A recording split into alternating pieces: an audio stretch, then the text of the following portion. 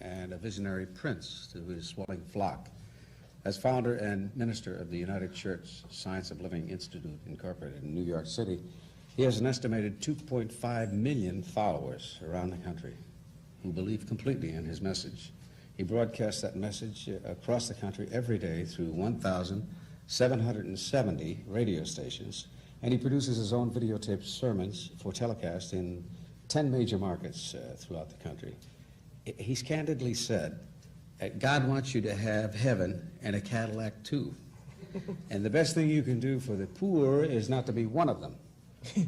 He's an ascending superstar in American evangelism. Here's Reverend Ike.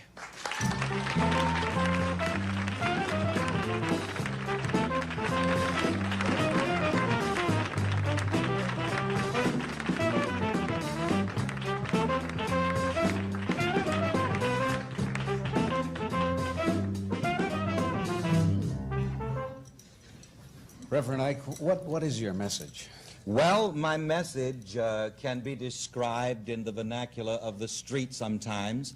To get to the heart of it, what people like to hear, I have retranslated that portion of the Bible that says the love of money is the root of all evil to read the lack of money is the root of all evil. And my philosophy I call the science of living. It is really a form of positive self-image psychology and positive self-motivation, because when a person believes in himself positively and correctly, this motivates him to be what he wants to be, do what he wants to do, and have what he wants to have right here, right now. I teach people, don't wait for pie in the sky, by and by when you die.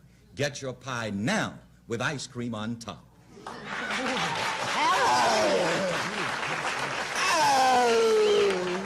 I think somebody wants to be baptized behind that message.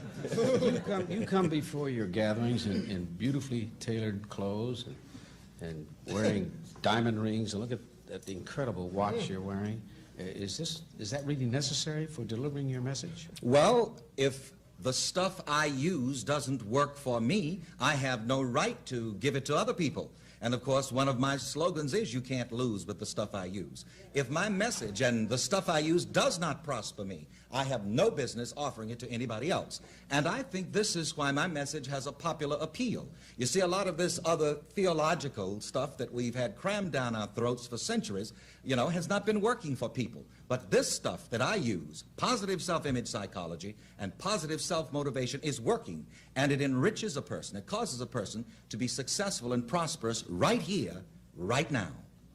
Who pays for your expensive work? Well, first of all, let's remember that whatever luxuries I enjoy, I earn, I work. I'm not on welfare. I'm not asking for handouts for free.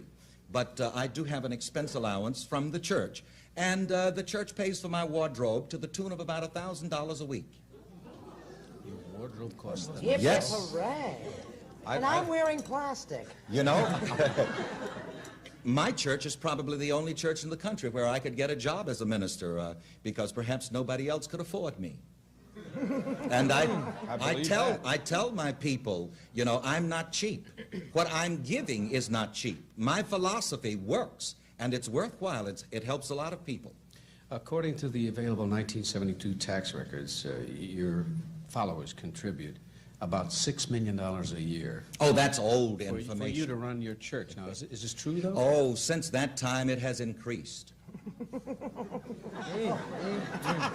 My church and myself, we are successful, prosperous, and rich, and I make no apologies for it. Well, well, well. And isn't it also true that you do not encourage the poor people to attend your church? Now, that's an interesting attitude which I read about in the New York Times story, yes.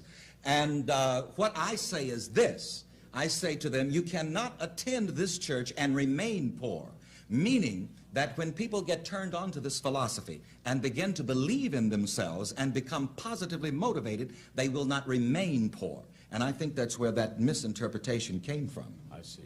Could I ask a question? Yes. What do you feel your percentages of people who have come to you as failures, and then, I mean, what do you think the ratio of success is?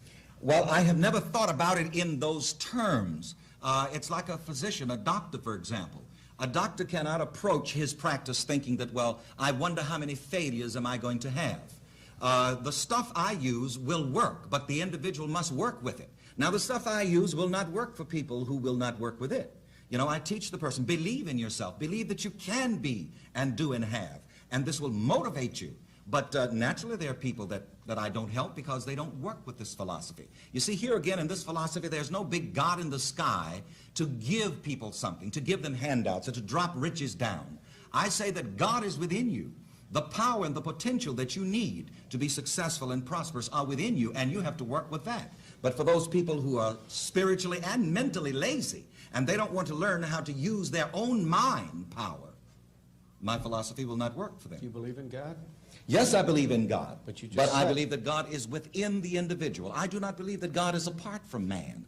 I do not believe that God is a big man in the sky. I believe that God is the big man within me and you and you.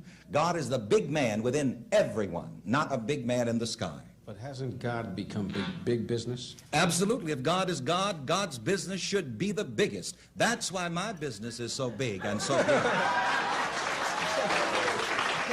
You see, I am God appearing as me. And this is true of everyone. I teach this to everyone. You are God appearing as you. And in the one God, I don't even have a beard. in the one God, every man is God of his own experience. I'm not anybody else's God, and nobody else is your God. But in the one God, which is really consciousness or self-awareness, every man is God of his own experience. But you see, this is another thing. People do not like to accept self-responsibility. People like to have a convenient devil that they can blame when they are lazy and don't do what they could do for themselves. People like to have a devil that they can blame when they don't live up to the best that they could live up to, and when they do things that they shouldn't do, so that they can say, as Flip Wilson says, the devil made me do it. And it is said also that the devil was seen sitting outside of the church crying his heart out one day, down on the curbstone, and just weeping and wailing. And so finally somebody went out and said, devil, why are you crying like that? He said, those people in that church, he said, everything that goes wrong, they put it on me. And it only goes to show you that human nature says that, well, I got to have a scapegoat. But in this philosophy, there is no scapegoat. If you're not being, doing, and having the good you desire, it's not the white folks or the black folks. It's not the system. It's you.